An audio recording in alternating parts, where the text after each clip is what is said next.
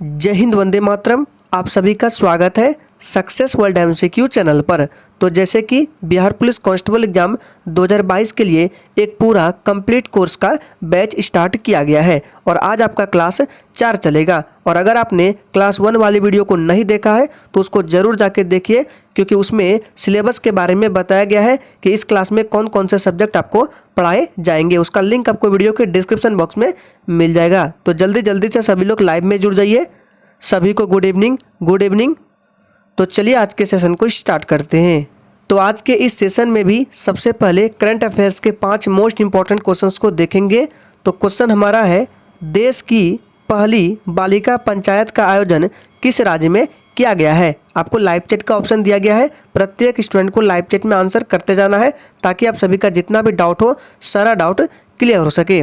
तो देखिए, देश की पहली बालिका पंचायत का आयोजन किस राज्य में किया गया है, तो गुजरात राज्य में किया गया है। 20 प्रश्न का बिल्कुल सही जवाब हो जाएगा। गुजरात के कच्छ जिले के कई गांवों में बालिका पंचायत की भारत की पहली बालिका पंचायत का आयोजन किया गया है। नेक्स्ट क्वेश्चन को देखते हैं।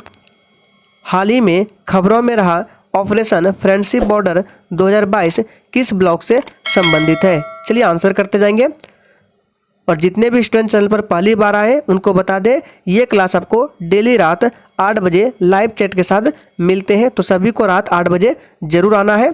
तो इस प्रश्न का राइट आंसर जो भी बच्चे लाइव चैट में ऑप्शन सी को दे रहे हैं, बिल्कुल सही जवाब दे रहे हैं, एससीओ हो जाएगा। एससीओ का फुल फॉर्म क्या होता है, तो संघाई कॉर्पोरेशन ऑर्गेनाइजेशन होता है। हिंदी में बोले तो संघाई सहयोग संगठन। और इसकी स्थापना की बात करें तो 2001 ईस्वी में इसकी स्थापना होती है और इसका मुख्यालय चीन के बीजिंग शहर में है। एससीओ के महासचिव आपसे पूछ सकता है कि वर्तमान में कौन है, तो झांग मिंग है। लिख लीजिए आप लोग भी, झांग मिंग ये एससीओ के वर्तमान में महासचिव है। और एससीओ में वर्तमान में कितने देश शामिल है, तो 9 देश शामिल है। आपसे पूछ सकता है क्या भारत एससीओ में शामिल है, तो जी हाँ, भारत भी इसमें शामिल है। 7वां देश बना है, जो कि 2017 ईस्वी में भारत एससीओ में शामिल हुआ है। आपसे पूछ सकता है कि एससीओ के अंतिम सदस्य देश कौन बने हैं, तो ईरान बने हैं। ठीक है, लिख लीजिए, ईरान बने हैं सितंबर 2021 ईस्वी में, ध्यान रखना है।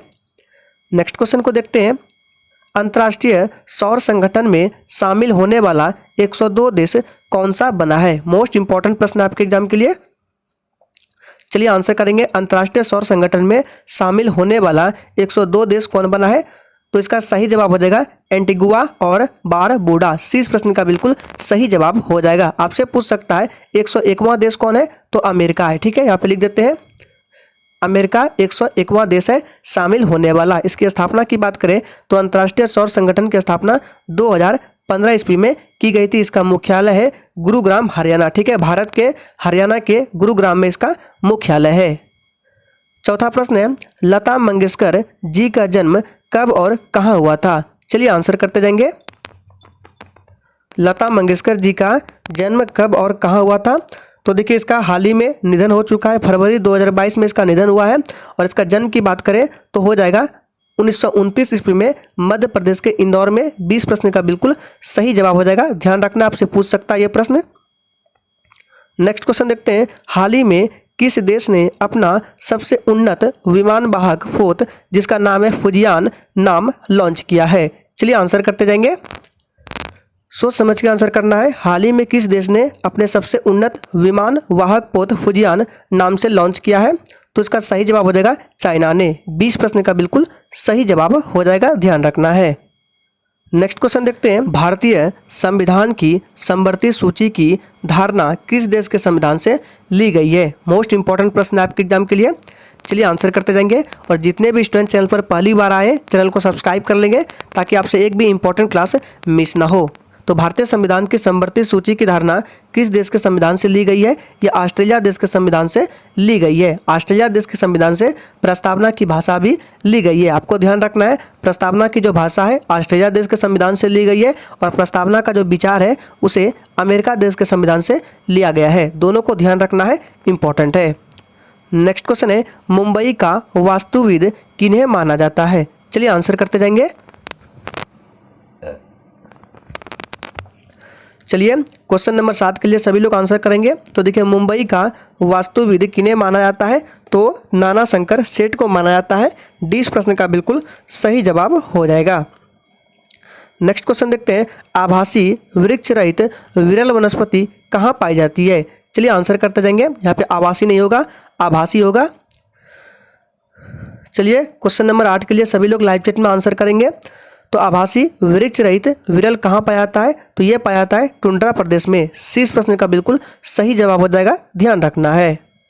नेक्स्ट क्वेश्चन देखते हैं, भूमि कारक को अन्य रूप में जाना जाता है। चलिए आंसर करते जाएंगे। भूमि कारक को अन्य किस रूप में जाना जाता है? तो इस प्रश्न के लिए राइट आंसर ऑप्शन ए के साथ चला देगा, मृदीय कारक के रूप में। मृदीय कारक के रूप में भी जाना जाता है भूमि कारक को।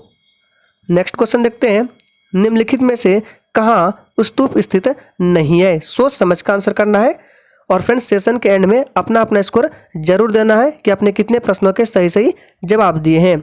तो देखिए, कहाँ स्तूप नहीं स्थित है? तो इसका देखिए, यहाँ पे ले सांची में स्तूप है, भरहूत में है, धमेक में भी है, लेकिन रांची में स्तूप नहीं है। इस प्रश्न का बिल्कुल सही जवाब हो जाएगा। नेक्स्ट क्वेश्चन देखते हैं, लोकतांत्रिक केंद्रीकरण किसकी महत्वपूर्ण विशेषता है? चलिए आंसर करेंगे। सारे प्रश्न इंपॉर्टेंट और सिलेक्टेड है, वही प्रश्न लिए गए हैं जो आपके एग्जाम में आ सकते हैं, इसलिए आप लोगों को सेशन में एंड तक बने रहना है। तो देखिए, लोकतांत्रिक केंद्रीकरण किसकी महत्वपूर्ण विशेषता है? तो ये सामंत्यवादी राज्य की, याद रखना है, साम्यवादी राज्य की। ऑप्शन ए इस प्रश्न का बिल्कुल सही जवाब हो जाएगा। नेक्स्ट क्वेश्चन देखते हैं, भारत के संविधान में भारत को किस रूप में वर्णित किया गया है? फटाफट से सभी लोगों को आंसर करना है, प्रत्येक स्टूडेंट को लाइव चैट में आंसर करते जाना है। तो देखिए, भारत के संविधान में भारत को राज्यों का संघ कहा गया है। डी इस प्रश्न का बिल्कुल सही जवाब हो जाएगा, राज्यों का संघ। नेक्स्ट क्वेश्चन देखते हैं, छाया मंत्रिमंडल की प्रशासनिक व्यवस्था की विशेषता है। चलिए आंसर करेंगे। ब्रिटेन की है, संयुक्त राज्य अमेरिका, फ्रांस या जापान? चलिए, तो देखिए, इस प्रश्न का राइट आंसर आपका ऑप्शन चला देगा किसके साथ? ए के साथ चला देगा, ब्रिटेन से। ध्यान रखना इंपॉर्टेंट है। नेक्स्ट क्वेश्चन देखते हैं, किस राष्ट्रीय राजमार्ग को सिरसा-सूरी मार्ग कहते हैं? चलिए आंसर करते जाएंगे। और friends, Bihar police constable exam 2022 के लिए जितने भी क्लास हो रहे हैं, इन सभी का पीडीएफ अगर आप डाउनलोड करना चाहते हैं तो डिस्क्रिप्शन बॉक्स में टेलीग्राम चैनल का लिंक दिया गया है, जाइए ज्वाइन कर लीजिए। वहां पर जाकर बिल्कुल फ्री में आप सारे सेशन का पीडीएफ डाउनलोड कर सकते हैं। तो इसका राइट आंसर जो भी बच्चे डी दे रहे हैं बिल्कुल सही जवाब दे रहे हैं। राष्ट्रीय राजमार्ग 1 को सिरसा-सूरी मार्ग भी कहा जाता है, NH1 को ध्यान रखना है। नेक्स्ट क्वेश्चन देखते हैं, निम्न में से कौन सा शिलालेख चालुक्य सम्राट पुलकेशिन द्वितीय से संबंधित है? चलिए, तो इस प्रश्न का राइट आंसर ऑप्शन सी के साथ जाएगा, एहोल। ध्यान रखना है, सी इस प्रश्न का बिल्कुल सही जवाब हो जाएगा। हाथी गुम्फा ये खारवेल से संबंधित है। नेक्स्ट क्वेश्चन देखते हैं, ब्राह्मणों पर जजिया लगाने वाला दिल्ली सुल्तान कौन था? मोस्ट इंपॉर्टेंट और वीवीआई प्रश्न आपके एग्जाम के लिए, इसको खासकर ध्यान रखना है। ब्राह्मणों पर जजिया लगाने वाला दिल्ली सुल्तान कौन था? तो आप सभी जानते हैं, फिरोज तुगलक था। 20 प्रश्न का बिल्कुल सही जवाब हो जाएगा, फिरोज तुगलक। नेक्स्ट क्वेश्चन देखते हैं, निम्नलिखित में से कौन सा पर्ल सिटी के नाम से जाना जाता है? चलिए आंसर करते जाएंगे। आपको एक भी प्रश्न को स्किप नहीं करना है, सारे प्रश्नों के उत्तर आपको लाइव चैट में करते जाना है। तो पर्ल सिटी के नाम से किसे जाना जाता है? सही जवाब है हैदराबाद को। 20 प्रश्न का बिल्कुल सही जवाब हो जाएगा। एक प्रश्न पूछा जाता है, हैदराबाद किस नदी के किनारे बसा है? तो ये मूसी नदी के किनारे बसा हुआ है, ध्यान रखना है। नेक्स्ट क्वेश्चन देखते हैं, गौतम बुद्ध का जन्म स्थान किसके द्वारा अंकित किया जाता है? ये भी प्रश्न आपके एग्जाम के लिए इंपॉर्टेंट रहेगा। चलिए आंसर करते जाएंगे। तो देखिए, गौतम बुद्ध का जन्म स्थान जो है ये रुमिनदेई स्तंभ द्वारा अंकित किया जाता है। 20 प्रश्न का बिल्कुल सही जवाब हो जाएगा। नेक्स्ट क्वेश्चन आपके स्क्रीन पर है, निम्न में से किसने मनसबदारी व्यवस्था का सूत्रपात किया था? चलिए आंसर करते जाएंगे। और फ्रेंड्स, अगर आपको किसी भी प्रश्न में डाउट होता है या किसी प्रकार का प्रॉब्लम होता है तो आप हमें तुरंत कमेंट कर सकते हैं, आपको रिप्लाई 100% मिलेगा। तो इसका राइट आंसर जो बच्चे सी दे रहे हैं बिल्कुल सही जवाब दे रहे हैं, अकबर ने किया था। सी इस प्रश्न का बिल्कुल सही जवाब हो जाएगा। अकबर ने दीन ए इलाही धर्म चलाया था, अकबर ने जजिया कर को भी समाप्त किया था। नेक्स्ट क्वेश्चन देखते हैं, कीव किस राष्ट्र की राजधानी है? चलिए आंसर करते जाएंगे। चलिए, तो देखिए कीव जो है ये यूक्रेन की राजधानी है। सी इस प्रश्न का बिल्कुल सही जवाब हो जाएगा। नेक्स्ट क्वेश्चन देखते हैं, उपभोक्ता संरक्षण अधिनियम 1986 में किस वर्ष संशोधन किया था? मोस्ट इंपॉर्टेंट प्रश्न है आपके एग्जाम के लिए। चलिए, तो देखिए उपभोक्ता संरक्षण अधिनियम 1986 में किस वर्ष किया गया था संशोधन? तो 1991 ईस्वी में। डी इस प्रश्न का बिल्कुल सही जवाब हो जाएगा। नेक्स्ट क्वेश्चन देखते हैं, निम्नलिखित में से आज़ाद हिंद फौज का संस्थापक कौन था? इंपॉर्टेंट प्रश्न है आपके एग्जाम के लिए। चलिए, और देखिए आज़ाद हिंद फौज का जो गठन है 1942 ईस्वी में, डेट याद रखना है, डेट भी पूछ सकता है। 1942 ईस्वी में द्वितीय विश्व युद्ध के दौरान किया गया था। किसके द्वारा? तो सुभाष चंद्र बोस के द्वारा। 20 प्रश्न का बिल्कुल करेक्ट आंसर हो जाएगा।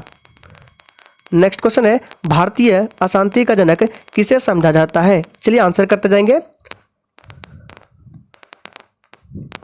भारतीय अशांति का जनक किसे समझा जाता है? तो बाल गंगाधर तिलक को याद रखना है।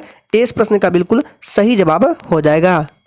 नेक्स्ट क्वेश्चन है, जहां कानून नहीं वहां स्वतंत्रता नहीं, यह किसने कहा था? इस तरह के भी एक प्रश्न एग्जाम में जरूर पूछे जाते हैं, इसको याद कर लीजिएगा। जहां कानून नहीं वहां स्वतंत्रता नहीं, यह किसने कहा था? तो जॉन लॉक ने कहा था।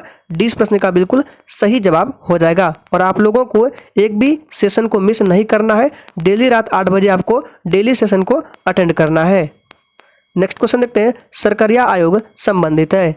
आपको बताना है सरकारिया आयोग किससे संबंधित है।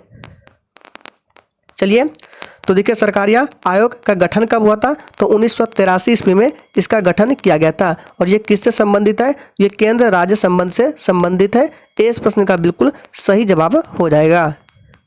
नेक्स्ट क्वेश्चन है, चिटगांव षड्यंत्र का नेतृत्व किसने किया था? चलिए आंसर करते जाएंगे।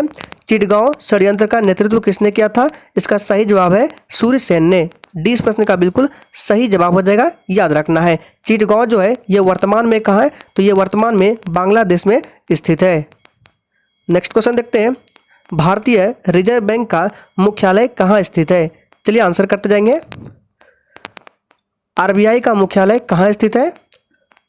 तो इसका सही जवाब जो भी बच्चे बी दे रहे हैं बिल्कुल सही जवाब दे रहे हैं, मुंबई में स्थित है। इसकी स्थापना की बात करें तो 1 अप्रैल 1935 ईस्वी में इसकी स्थापना की गई थी। और इसका राष्ट्रीयकरण पूछा जाता है, जो कि आपके एग्जाम के लिए मोस्ट इंपॉर्टेंट है। 1 जनवरी 1949, ठीक है, 1 जनवरी 1949 को इसका राष्ट्रीयकरण हुआ था। स्थापना 1 अप्रैल 1935 का। और आरबीआई के वर्तमान अगर पूछे गवर्नर कौन है तो शक्तिकांत दास है। 25वें नंबर के ध्यान रखना है। नेक्स्ट है, भारतीय सांख्यिकी संस्थान की स्थापना की थी। चलिए आंसर करेंगे, भारतीय सांख्यिकी संस्थान की स्थापना किसने की थी? तो पीसी महालनोबिस ने की थी। इस प्रश्न का बिल्कुल सही जवाब हो जाएगा पीसी महालनोबिस। नेक्स्ट क्वेश्चन देखते हैं, संविधान का आधारभूत ढांचा परिभाषित है। किसके द्वारा परिभाषित है आपको बताना है। चलिए, तो इसका सही जवाब हो जाएगा संसद द्वारा। संविधान का आधारभूत ढांचा ये संसद द्वारा परिभाषित है। ऑप्शन 20 प्रश्न का बिल्कुल सही जवाब हो जाएगा। और संसद के बारे में भारतीय संविधान में अनुच्छेद 79 में बताया गया है। बात करते हैं राज्यसभा तो 80 हो जाएगा। लोकसभा के बारे में 81 में बताया गया है। सभी पॉइंट्स को ध्यान रखना है। नेक्स्ट क्वेश्चन देखते हैं, मौलिक अधिकारों के उल्लंघन के किसी मामले की सुनवाई की जा सकती है। चलिए आंसर करेंगे 30 के लिए। तो इसका राइट आंसर जो भी बच्चे सी दे रहे हैं बिल्कुल सही जवाब दे रहे हैं, उच्चतम न्यायालय द्वारा सीधे। ध्यान रखना है, मौलिक अधिकारों के उल्लंघन के किसी मामले की सुनवाई की जा सकती है सीधे उच्चतम न्यायालय द्वारा। उच्चतम न्यायालय को मौलिक अधिकारों का रक्षक भी माना जाता है, ये भी आपको ध्यान में रखना है। नेक्स्ट क्वेश्चन देखते हैं, भारत के संविधान में संशोधन किए जा सकते हैं, किसके द्वारा किए जा सकते हैं? चलिए, तो देखिए भारत के संविधान में संशोधन जो है ये संसद द्वारा किया जा सकता है। ऑप्शन सी बिल्कुल सही जवाब हो जाएगा। और भारत के संविधान में जो संशोधन होता है वो किस आर्टिकल के तहत होता है? तो 368 याद रखना है। भाग की बात करें तो भाग 20 के तहत संशोधन किया जाता है संविधान में। नेक्स्ट क्वेश्चन देखते हैं, विश्व का सबसे ऊंचा जलप्रपात कौन सा है? चलिए, विश्व का सबसे ऊंचा जलप्रपात कौन सा है? भारत का पूछे तो भारत में हो जाएगा जोग जलप्रपात, जिसका अन्य नाम गरसोप्पा जलप्रपात है, महात्मा गांधी जलप्रपात है। और ये कहाँ है जोग जलप्रपात? तो याद रखिएगा कर्नाटक में है, शरावती नदी पर। लेकिन यहाँ पूछा जा रहा है विश्व का सबसे ऊंचा जलप्रपात कौन है, तो इसका सही जवाब हो जाएगा साल्टो एंजल जलप्रपात। इस प्रश्न का बिल्कुल सही जवाब हो जाएगा, ये वेनेजुएला में स्थित है, ध्यान रखना है। नेक्स्ट क्वेश्चन है, उच्चतम घनत्व वाला राष्ट्र कौन सा है?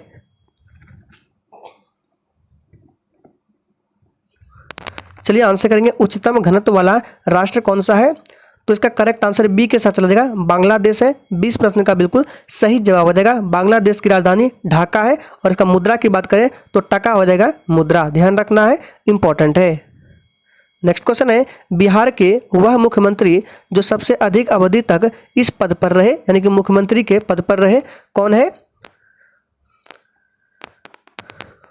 तो इसका करेक्ट आंसर जो ये बच्चे बी दे रहे बिल्कुल सही जवाब दे रहे श्री कृष्ण सिंह है। कब से कब तक? तो 1946 से लेकर 1961 तक है कार्यकाल, ध्यान रखना है। नेक्स्ट क्वेश्चन देखते हैं, बिहार के किसी भी आंचलिक भाषा में बनने वाली पहली फिल्म कौन थी? चलिए आंसर करेंगे। तो देखिए, बिहार के किसी भी आंचलिक भाषा में बनने वाली पहली फिल्म हे गंगा मैया तो है पियरी चाहेबो, यही था। ऑप्शन 20 प्रश्न का बिल्कुल सही जवाब हो जाएगा, ये बिहार के आंचलिक भाषा में बनने वाली पहली फिल्म थी। नेक्स्ट क्वेश्चन देखते हैं, रदरफोर्ड का अल्फा कण प्रकीर्णन प्रयोग किसकी खोज से संबंधित था? चलिए आंसर करेंगे, रदरफोर्ड का अल्फा कण प्रकीर्णन प्रयोग किसकी खोज से संबंधित था? तो इसका सही जवाब है परमाणु में नाभिक से। इस प्रश्न का बिल्कुल करेक्ट आंसर हो जाएगा। नेक्स्ट क्वेश्चन देखते हैं, समुद्री जीव के स्वास्थ्य का निर्धारण करने हेतु किसे मापा जाता है? चलिए आंसर करेंगे, समुद्री जीव के स्वास्थ्य का निर्धारण करने हेतु किसे मापा जाता है? तो देखिए, घुलनशील ऑक्सीजन को मापा जाता है। इस प्रश्न का बिल्कुल करेक्ट आंसर हो जाएगा। नेक्स्ट क्वेश्चन देखते हैं, लोहे में जंग लगना क्या है? चलिए सोच समझ कर आंसर करना है। लोहे में जंग लगना क्या है? तो देखिए, ये एक विद्युत रासायनिक परिवर्तन है। 20 प्रश्न का बिल्कुल सही जवाब हो जाएगा। नेक्स्ट क्वेश्चन देखते हैं, रेडियोधर्मी तत्व किसका उत्सर्जन करते हैं? फटाफट से आंसर करते जाएंगे। रेडियोधर्मी तत्व जो है ये किसका उत्सर्जन करते हैं? तो ये अल्फा, बीटा और गामा विकिरण का उत्सर्जन करते हैं। पहले भी इस प्रश्न का डिस्कशन हो चुका है। 20 प्रश्न का बिल्कुल सही जवाब हो जाएगा। नेक्स्ट क्वेश्चन देखते हैं, एड्स के विषाणु किसे नष्ट कर देते हैं? फटाफट से आंसर करते जाएंगे। लिम्फोसाइट, मोनोसाइट, न्यूट्रोफिल या बेसोफिल को। तो देखिए, एड्स के जो विषाणु है ये लिम्फोसाइट को नष्ट कर देते हैं। ऑप्शन ए इस प्रश्न का बिल्कुल सही जवाब हो जाएगा। नेक्स्ट क्वेश्चन देखते हैं, पोलियो का नैमित्तिक जीवन क्या है? चलिए आंसर करते जाएंगे। और फ्रेंड, जिसने अभी तक सेशन को लाइक नहीं किया है प्लीज़ सभी लोग सेशन को लाइक करें और सेशन को अपने सभी दोस्तों के साथ जरूर शेयर करें। तो पोलियो का नैमित्तिक जीवन क्या है? इसका राइट आंसर बी हो जाएगा, विषाणु है, वायरस है। 20 प्रश्न का बिल्कुल करेक्ट आंसर हो जाएगा। नेक्स्ट क्वेश्चन देखते हैं, एक पीढ़ी से अलग पीढ़ी को आनुवांशिक जानकारी का अंतरण होता है, किसके द्वारा होता है? बहुत इजी प्रश्न है। एक पीढ़ी से अलग पीढ़ी को आनुवांशिक जानकारी का अंतरण होता है डीएनए द्वारा, आप सभी जानते हैं। इस प्रश्न का बिल्कुल करेक्ट आंसर हो जाएगा। नेक्स्ट क्वेश्चन देखते हैं, गोलीय दर्पण के प्रवर्तक तल के मध्य बिंदु को क्या कहा जाता है? सोच समझ कर आंसर करना है। सही से 4 ऑप्शंस को देखिए। तो देखिए, गोलीय दर्पण जो है ये 2 प्रकार के होते हैं। एक होते हैं अवतल दर्पण, एक होता है उत्तल दर्पण। तो चलिए आपको अवतल दर्पण बना के दिखाते हैं। जैसे ये हो गया आपका अवतल दर्पण, ये आपका है परावर्तक सतह, ठीक है। और ये जो बिंदु जो है यही पूछा रहा है, इस बिंदु को क्या कहते हैं? तो इसको ध्रुव बोला जाता है, ठीक है। ध्रुव बोला जाता है, इंग्लिश में पोल बोला जाता है, ठीक है। तो इसका राइट आंसर ए के साथ चला जाएगा, ध्रुव पोल, ध्यान रखना है। नेक्स्ट क्वेश्चन देखते हैं, यदि समतल दर्पण को 10 डिग्री घुमा दिया जाए तो परावर्तित किरण घूमेगी। सोच समझ कर आंसर करना है। इस तरह के भी एक प्रश्न एग्जाम में जरूर पूछे जाते हैं।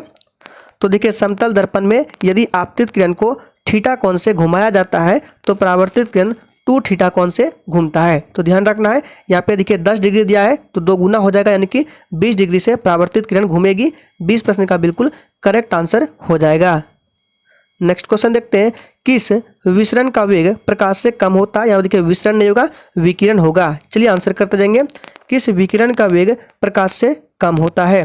तो देखिए प्रकाश जो है एक विद्युत चुंबकीय तरंग है और गामा किरण भी विद्युत है, एक्स भी विद्युत है, पराबैंगनी भी, ये भी विद्युत चुंबकीय तरंग है। तो यहाँ पूछा जा रहा है किस विकिरण का वेग प्रकाश से कम होगा? तो देखिए इन सभी का तो होगा नहीं, ऑप्शन बचा ए अल्फा किरण जो कि विद्युत चुंबकीय तरंग नहीं है। इस प्रश्न का बिल्कुल सही जवाब हो जाएगा। नेक्स्ट क्वेश्चन देखते हैं, एक समतल दर्पण पर आपतित किरण 60 डिग्री का कोण बनाती है तो परावर्तन कोण कितना बनेगा? चलिए आंसर करेंगे।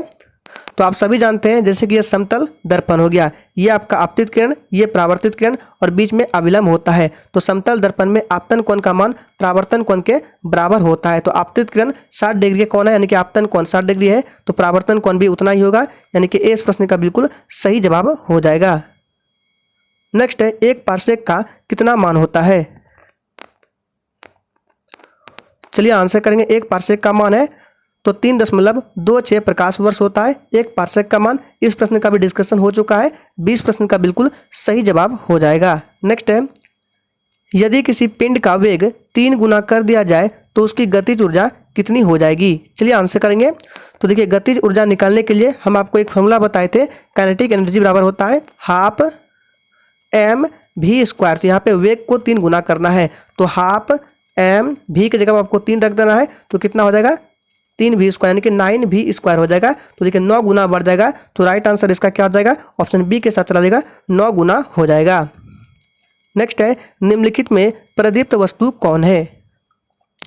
देखिए जो प्रकाश उत्सर्जित करते हैं उन्हें प्रदीप्त बोला जाता है और जो प्रकाश उत्सर्जित नहीं करते हैं उन्हें अप्रदीप्त वस्तु बोला जाता है। तो यहाँ पे पूछा रहा है प्रदीप्त वस्तु कौन है? तो देखिए यहाँ पे ऑप्शन चला देगा, इसका राइट आंसर ए के साथ तारा जो है ये प्रदीप्त वस्तु है। चंद्रमा प्रदीप्त नहीं है क्योंकि ये इनके पास स्वयं का प्रकाश नहीं होता है, ये सूर्य की वजह से चमकते हैं। तो पत्थर भी अप्रदीप्त है, लकड़ी भी अप्रदीप्त है, चंद्रमा भी अप्रदीप्त है, लेकिन प्रदीप्त तारे हैं जो कि चमकते हैं, ध्यान रखना है।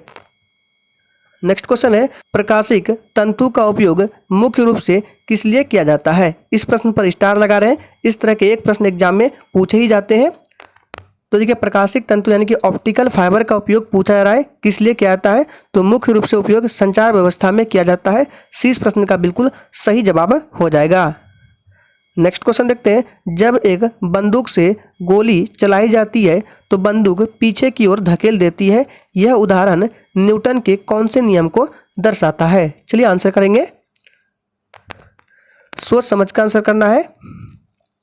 तो इस प्रश्न का राइट आंसर हो जाएगा न्यूटन का तीसरा नियम, यानी गति का तीसरा नियम हो जाएगा। सी इस प्रश्न का बिल्कुल करेक्ट आंसर हो जाएगा। नेक्स्ट क्वेश्चन है, जिसे प्रमाण द्वारा सिद्ध न किया जा सके उसके लिए सही शब्द क्या है? फटाफट से सेशन को सभी लोग लाइक करेंगे जिसने अभी तक लाइक नहीं किया है।